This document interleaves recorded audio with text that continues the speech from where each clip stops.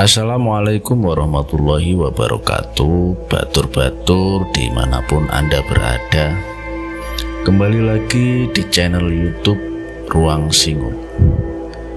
Pada kesempatan kali ini saya akan membawakan cerita horor yang berjudul Rumah Angker Mojokerto. Sebelum kita mulai kisahnya, jangan lupa subscribe terlebih dahulu, kemudian like videonya dan nyalakan tombol loncengnya. Mojokerto, sebuah kota kecil di Jawa Timur, dikenal dengan sejarah dan budaya yang kental. Di tengah kota itu ada sebuah rumah tua yang berdiri di ujung gang sepi. Rumah ini menurut orang-orang sekitar menyimpan banyak cerita yang lebih sering ingin dilupakan oleh penduduk sekitar. Tapi bagi Ratri, seorang mahasiswa berusia 22 tahun, rumah itu hanya sekedar tempat tinggal yang murah yang ia butuhkan. Ratri adalah sesosok anak pertama dari 3 bersaudara. Ayahnya bekerja serabutan dan ibunya membuka warung kecil di kampung. Sebagai mahasiswa jurusan sastra di salah satu universitas swasta di Mojokerto, ia sadar bahwa keluarganya tidak punya cukup uang untuk membiayai kosan yang mahal di tengah kota. Ketika salah satu sepupu jauhnya menawarkan rumah tua dengan biaya sewa yang sangat murah, Ratri langsung menerimanya tanpa pikir panjang. "Rumah ini besar, Mbak, tapi ya rumahnya sudah agak tua," kata sepupunya saat menyerahkan kunci rumah tersebut. "Gak apa-apa, Mas, yang penting dekat kampus dan harganya murah," jawab Ratri sambil tersenyum. Hari pertama tinggal di rumah itu terasa biasa saja. Ratri menghabiskan waktu membereskan perabotan tua yang ditinggalkan oleh pemilik sebelumnya. Meja kayu dengan ukiran Jawa, kursi goyang yang warnanya sudah pudar, dan lemari besar yang berbau apek memenuhi ruangan utama. Rumah ini terdiri dari 2 lantai dengan 5 kamar tidur, namun hanya 3 kamar yang bisa diakses. 2 kamar lainnya terkunci rapat dan kuncinya sudah tidak ada. Ratri memilih kamar di lantai bawah di dekat dapur. Ruangan itu cukup luas dengan jendela besar yang menghadap ke halaman belakang. Walaupun terasa sedikit suram, Ratri mencoba mengabaikan suasana aneh yang menyelimuti rumah itu. Ia menenangkan diri dengan berpikir, "Mungkin karena aku belum terbiasa saja tinggal di sini sendirian," Ratri bergumam dalam hatinya. Malam pertama berlalu tanpa masalah. Ratri tertidur pula setelah kelelahan membersihkan rumah. Namun semuanya mulai berubah di malam kedua.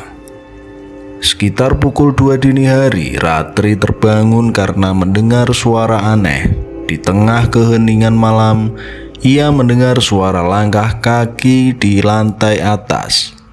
Perlahan, langkah itu bergerak dari satu ujung rumah ke ujung lainnya, seperti seseorang sedang mondar-mandir. Ratri mencoba meyakinkan dirinya bahwa itu hanyalah suara kayu tua yang memuai karena perubahan suhu. Namun, langkah itu tidak berhenti. Semakin lama, suara semakin jelas, seolah-olah ada seseorang yang sengaja membuat kegaduhan di atasnya. Ratri bangkit dari tempat tidur. memutuskan untuk memeriksa. Ia membawa senter kecil yang ia temukan di laci meja dapur. Dengan hati-hati ia menaiki tangga kayu yang berderit di setiap langkahnya. "Siapa di sana?" tanyanya, suaranya sambil agak pelan. Tidak ada jawaban yang membalas. Lantai atas gelap gulita dan hanya cahaya senter yang membantu Ratri melihat sekeliling. Ruangan itu kosong seperti yang ia tinggalkan siang tadi. Namun di ujung koridor ia mencium bau anyir yang menyengat. Bau itu datang dari salah satu kamar yang terkunci. Ratri mencoba mendekat, tapi sesuatu dalam dirinya membuatnya berhenti. Ada perasaan takut yang tiba-tiba menyergap, seolah-olah tubuhnya memberi tanda bahwa ia harus menjauh dari sana.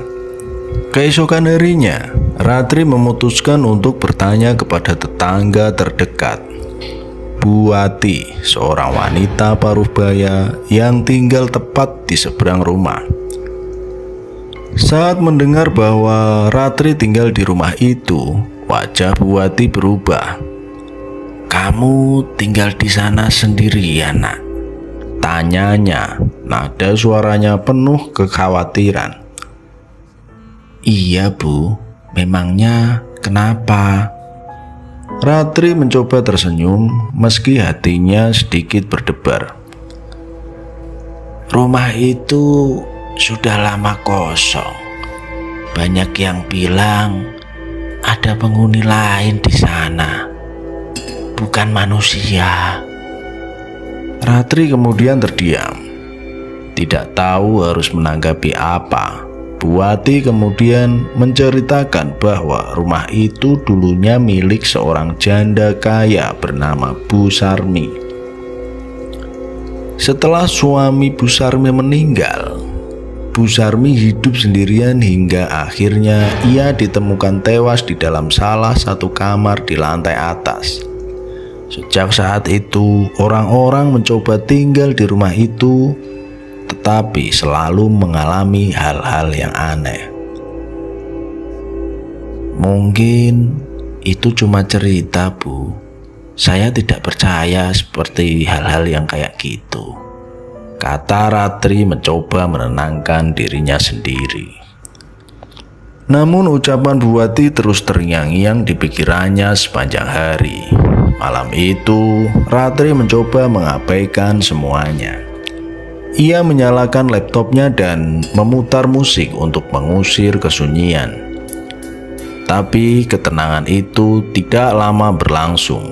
Sekitar pukul 11 malam saat sedang membaca buku di ruang tamu, ia melihat sesuatu dari sudut matanya. Bayangan hitam melintas cepat di jendela depan. Ratri menghentikan bacaannya, menoleh ke arah jendela, tapi dia tidak melihat apa-apa di sana.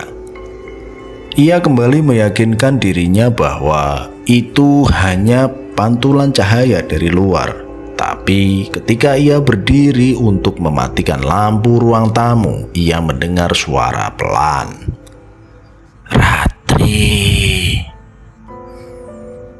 Namanya disebut dengan suara serak dan dingin. Ia menoleh ke belakang, tapi tidak ada siapapun. Dengan jantung berdebar kencang, ia memutuskan untuk langsung masuk ke kamar dan mengunci pintunya. Malam itu ia tidak bisa tidur. Suara langkah kaki kembali terdengar dari lantai atas. Kali ini suaranya lebih berat, seperti seseorang menyeret sesuatu yang besar. Ratri menutup telinganya dengan bantal, mencoba mengabaikan suara itu hingga pagi tiba. Hari itu Ratri terbangun dengan tubuh terasa lemas. Ia nyaris tidak tidur semalaman.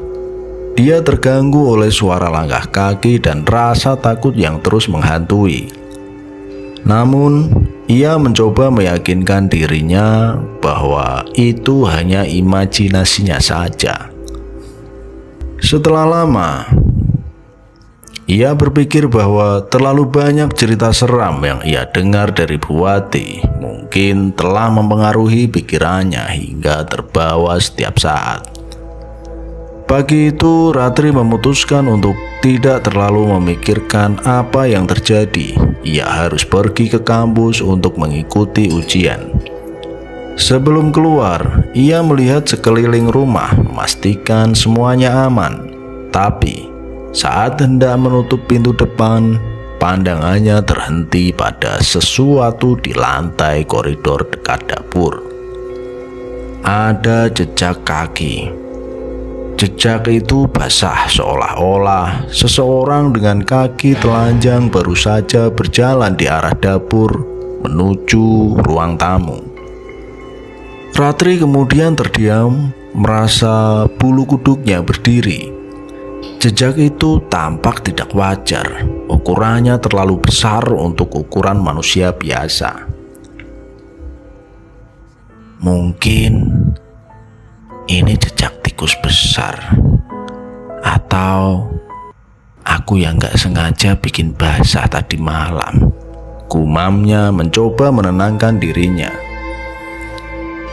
Setelah kembali dari kampus, Ratri mencoba beristirahat sejenak.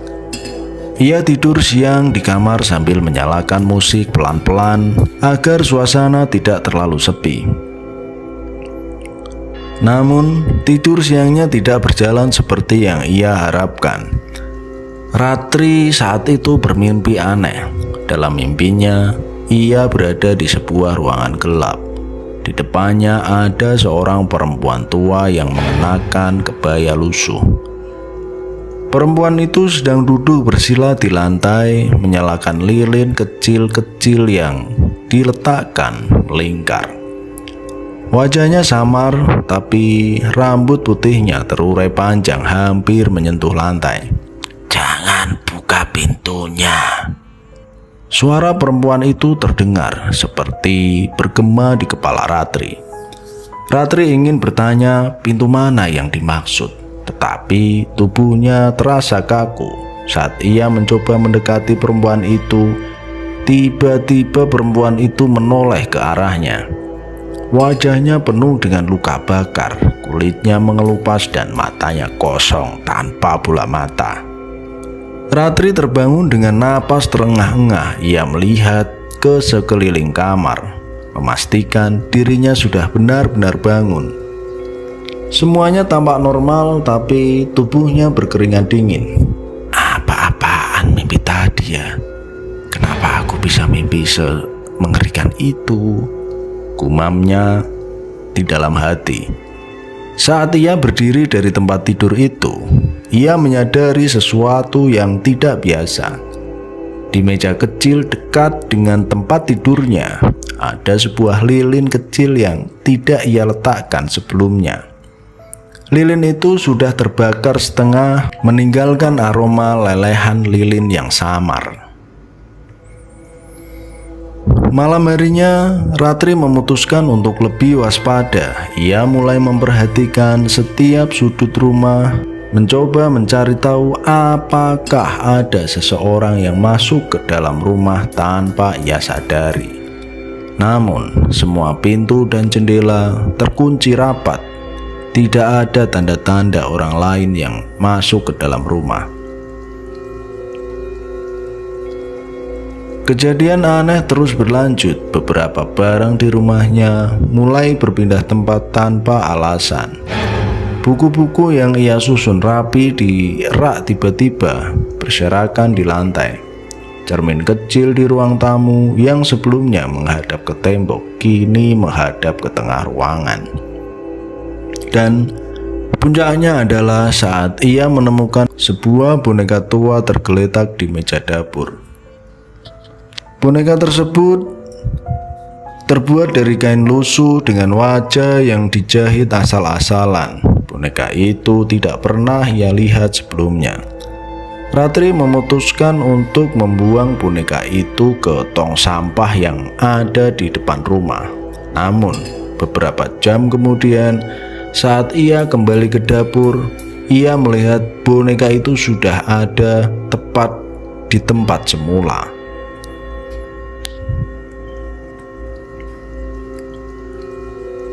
Kejadian yang benar-benar membuat Ratri merasa ketakutan terjadi pada saat malam berikutnya.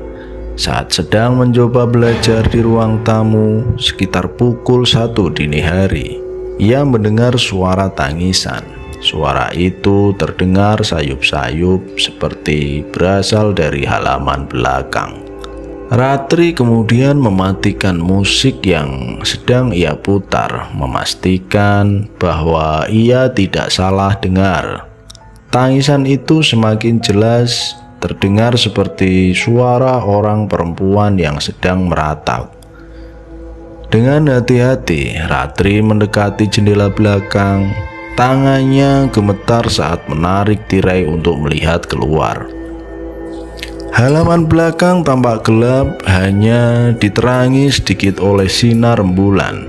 Awalnya ia tidak melihat apa-apa, namun saat matanya terbiasa dengan kegelapan, ia mulai melihat sesuatu yang membuat tubuhnya kaku. Di tengah halaman, ia melihat ada seseorang perempuan berdiri membelakanginya. Perempuan itu mengenakan pakaian putih panjang dengan rambut panjang terurai yang menutupi sebagian punggungnya. Tubuh perempuan itu terlihat kurus seperti orang yang tidak sehat. Ratri ingin berteriak, tetapi suaranya tertahan. Ia merasa tubuhnya membeku, tidak mampu bergerak. Perempuan itu berdiri diam untuk beberapa saat. Lalu perempuan tersebut tiba-tiba menoleh.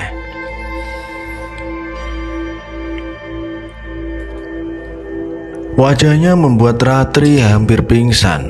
Wajah perempuan itu hitam pekat seperti terbakar.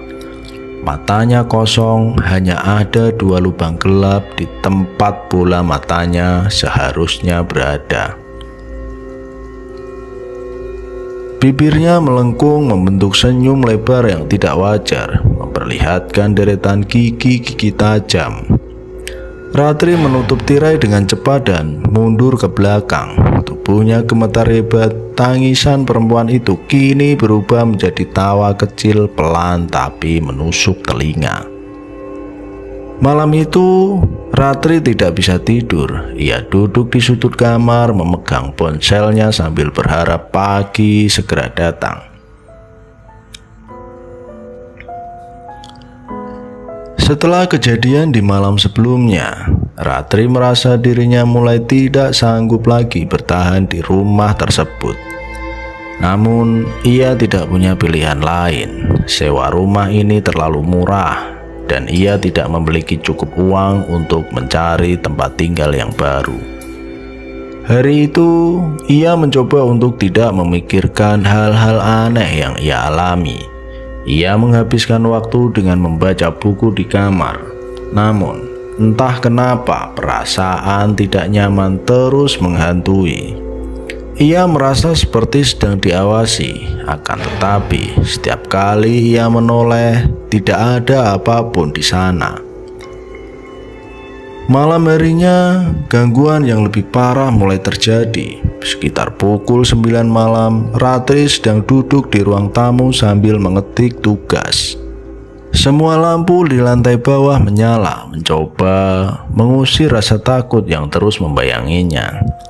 Tiba-tiba ia mendengar suara seperti sesuatu jatuh di lantai atas. Suara itu cukup keras, seperti terdengar seperti lemari yang tergeser. Gak ada siapa-siapa di atas, tapi suara itu dari mana ya? Pikirnya mencoba menenangkan diri. Dengan langkah ragu, ia berdiri dan berjalan ke arah tangga. Di ujung lorong lantai atas, ia melihat bayangan samar. Bayangan itu berbentuk manusia, berdiri diam, menghadap ke arahnya. Namun, saat ia menyalakan senter, bayangan itu menghilang begitu saja. Ratri merasa lututnya semakin lemas. Ia tidak berani naik untuk memeriksa. Akhirnya ia kembali ke kamar, mengunci pintu rapat-rapat. Kemudian ia duduk di tempat tidur sambil menggenggam ponselnya. Malam itu Ratri tertidur dengan lampu kamar yang terus menyala, tapi tidurnya tidak dapat nyenyak. Ia bermimpi buruk lagi. Kali ini ia berada di lorong lantai atas. Lorong itu terasa panjang, gelap, dan dingin. Dari kejauhan, ia melihat sosok perempuan tua yang duduk membelakanginya. Perempuan itu sedang merapikan rambutnya, tapi saat Ratri mendekat, perempuan itu berhenti dan perlahan menoleh. Wajah perempuan itu sangat dekat dengan wajahnya. Ratri kemudian tersentak bangun dengan napas yang tersengal-sengal. Namun yang benar-benar membuatnya ketakutan adalah rasa perih di lengan kirinya saat ia melihat ada 3 garis panjang seperti bekas cakaran yang cukup dalam. Garis itu masih berdarah seperti baru saja dibuat. Ratri kemudian merasakan bahwa tubuhnya bergetar. Ia tahu pasti bahwa tidak ada apa-apa di kamarnya. Tapi bagaimana mungkin ada luka seperti ini? Ia kemudian mengambil kain bersih dan membalut lukanya. Setelah itu, ia memutuskan untuk mencari tahu lebih jauh tentang rumah ini. Keesokan harinya, Ratri pergi menemui Buati. Kali ini, ia memutuskan untuk mendengar lebih banyak tentang apa yang sebenarnya terjadi di rumah yang ia tempati. Bu, apa ibu tahu sesuatu tentang perempuan tua yang pernah tinggal di rumah saya? Tanya Ratri. Wajah Buati langsung berubah tegang. Ia menatap Ratri dengan tatapan prihatin.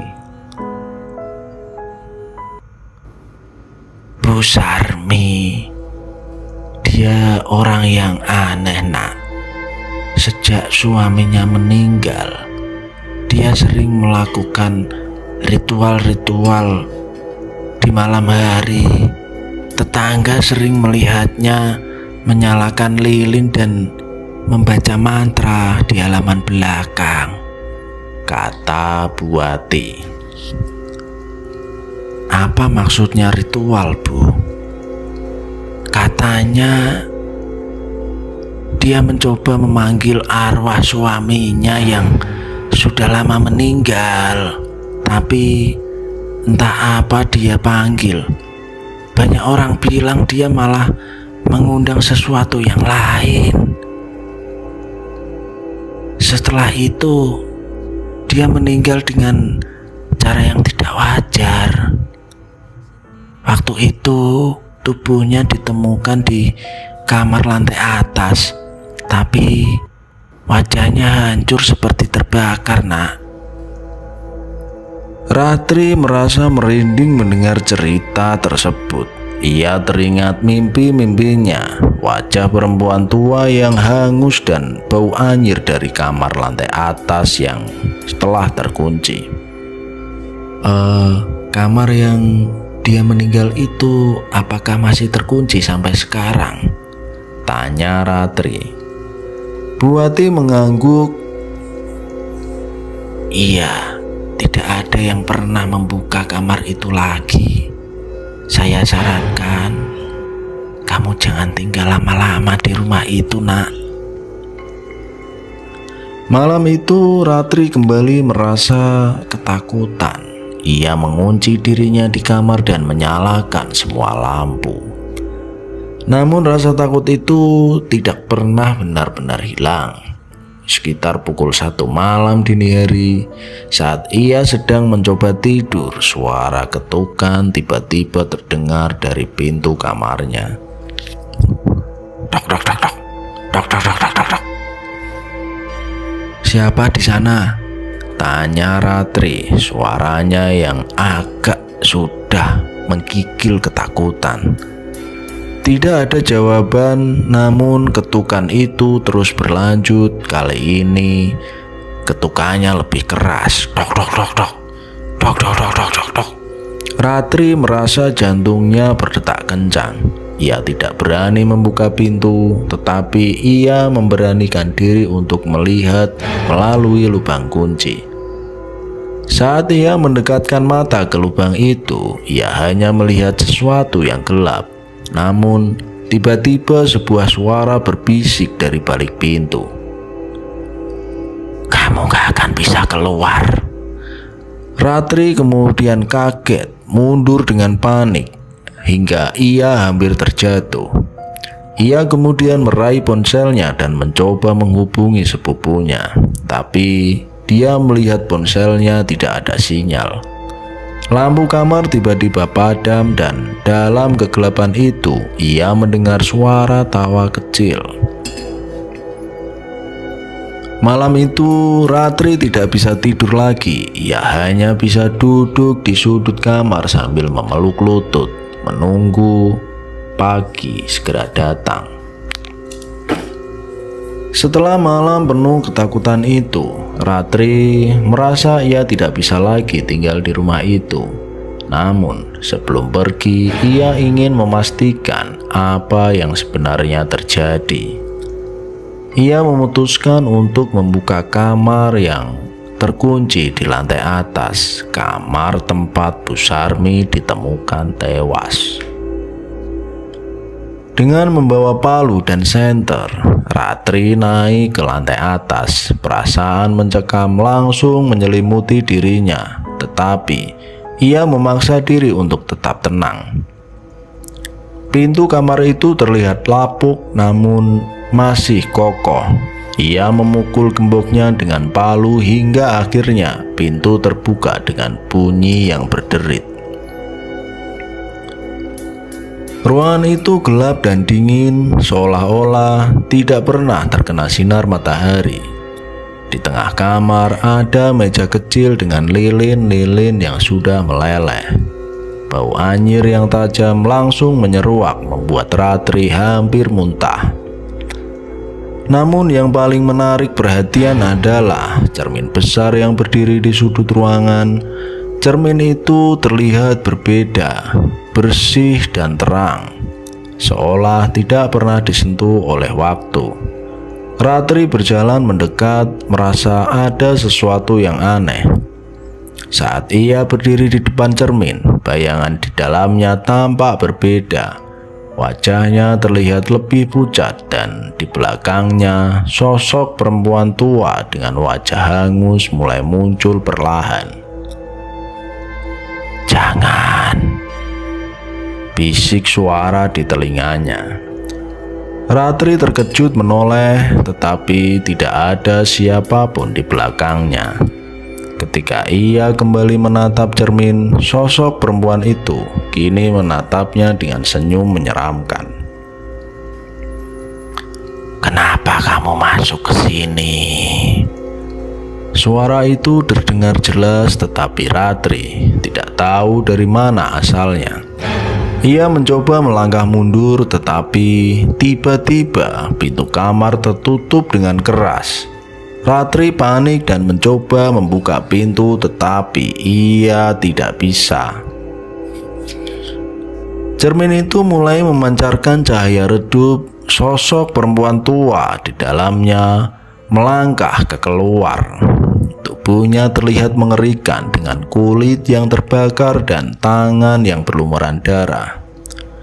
"Kamu akan tinggal di sini selamanya," kata perempuan itu sambil mendekat. Ratri menjerit, mencoba melawan, tetapi tubuhnya terasa kaku. Sosok itu meraih bahunya dan menariknya ke arah cermin. Saat tangan mereka bersentuhan, Ratri merasa tubuhnya seperti tersedot ke dalam ruangan yang hampa. Ia berteriak, tetapi suaranya tidak terdengar. Dalam sekejap, ia berada di ruangan yang sama, tetapi semuanya terbalik. Dindingnya hitam dan cahaya remang-remang berasal dari lilin-lilin yang melayang di udara.